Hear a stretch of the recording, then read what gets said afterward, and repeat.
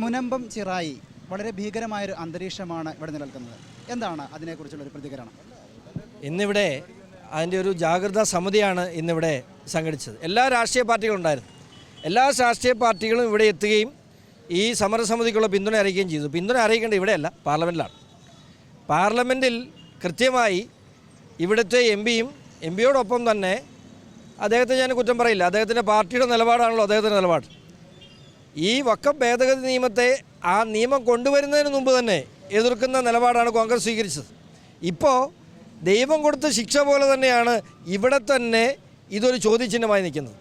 ഇപ്പോൾ ഗവൺമെൻറ്റും ഇവിടെ വലതുപക്ഷങ്ങൾ ശ്രമിക്കുന്നത് മുനമ്പത്തെ ഒരു സെറ്റിൽമെൻറ്റാണ്. 64 വർഷമായി യഥാർത്ഥത്തിൽ ഈ ഇഷ്യൂ ആരംഭിച്ചിട്ട്.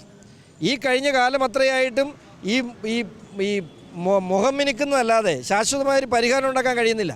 ഇവർ എന്തു തന്നെയാണെങ്കിലും ഇവിടെ ശക്തമായ ഒരു നിയമനിർമ്മാണത്തിൻ്റെ ആവശ്യകതയെക്കുറിച്ച് ഈ സമരം വ്യക്തമായ സൂചന. അതെല്ലാ വൈദികരും ഇവിടെ സംസാരിച്ച മുഴുവൻ ആളുകളും കൃത്യമായ സൂചന. ഇവിടെ ഒരു പുറമോടി കാണിച്ച് അവിടെ നിന്നും ആളുകളെ ഇറക്കി വിടുകയില്ല എന്നൊക്കെ പറഞ്ഞാൽ അതൊക്കെ ഒരു പുറമോടി മാത്രമാണ്.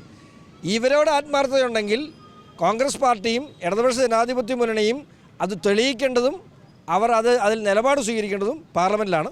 അത് ഞങ്ങൾ ഈ ജനം നോക്കിക്കാണും. തീർച്ചയായിട്ടും ഈ വിഷയവുമായി ബന്ധപ്പെട്ട് പാർട്ടി 8-ാം തീയതി അല്ലേ 9-ാം തീയതി ഒക്ടോബർ 9-ന് പാർട്ടി വഖഫ് ബോർഡ് ഓഫീസിലേക്ക് സമരം തീരുമാനിച്ചിട്ടുണ്ട്. ബഹുമാനപ്പെട്ട സംസ്ഥാന പ്രസിഡന്റ് തന്നെ ആ സമരം ഉദ്ഘാടനം ചെയ്യും. അത് മാത്രമല്ല, ഈ വിഷയത്തിൽ ഞങ്ങൾക്ക് ചെയ്യാനുള്ള കാര്യങ്ങൾ ചെയ്ത് കഴിഞ്ഞു. കാരണം ഈ വിഷയത്തിൻ്റെ ഗൗരവത്തെ മനസ്സിലാക്കിക്കൊണ്ട് ഈ നിയമം എത്രമാത്രം ഈ നാടിന് ദോഷകരമാണ്, ഇതര സമുദായങ്ങൾക്കിടയിൽ ദോഷകരം, ഇതൊരു വർഗീയ വിഷയം മാത്രമല്ല, ഇതിനകത്ത് മുസ്ലിം കമ്മ്യൂണിറ്റിയിലുള്ള ഒരു വലിയ വിഭാഗം ഇതിനകത്ത് കഷ്ടത അനുഭവിക്കുന്നവരുണ്ട്. ഈ 10,000-70,000 കേസ് കെട്ടിക്കിടക്കുന്നതിനകത്ത് 10,000-ന് മുകളിൽ കേസ് മുസ്ലിം വിഭാഗങ്ങളുടെയാണ്. അപ്പോൾ ഇതൊരു വർഗീയ വിഷയമല്ല. അതിനപ്പുറത്തേക്ക് വഖഫിൻ്റെ കേസ് കൊടുത്തേക്കുന്ന ക്രിസ്ത്യാനി, ഹിന്ദു മാത്രമല്ല, ഇവിടെ എല്ലാ സമുദായങ്ങളും, അതിൽ ഏറ്റവും കൂടുതൽ മുസ്ലിംസാണ്. അപ്പോൾ ഈ വിഷയത്തെ പ്രാദേശികമായി കണ്ടുകൊണ്ട് വഖഫിനെയും കൊണ്ട് അത് പിൻവലിപ്പിച്ച് ഒരു ബോർഡ് പിൻവലിച്ച് അടുത്ത ബോർഡ് വീണ്ടും വിഷയമാവും.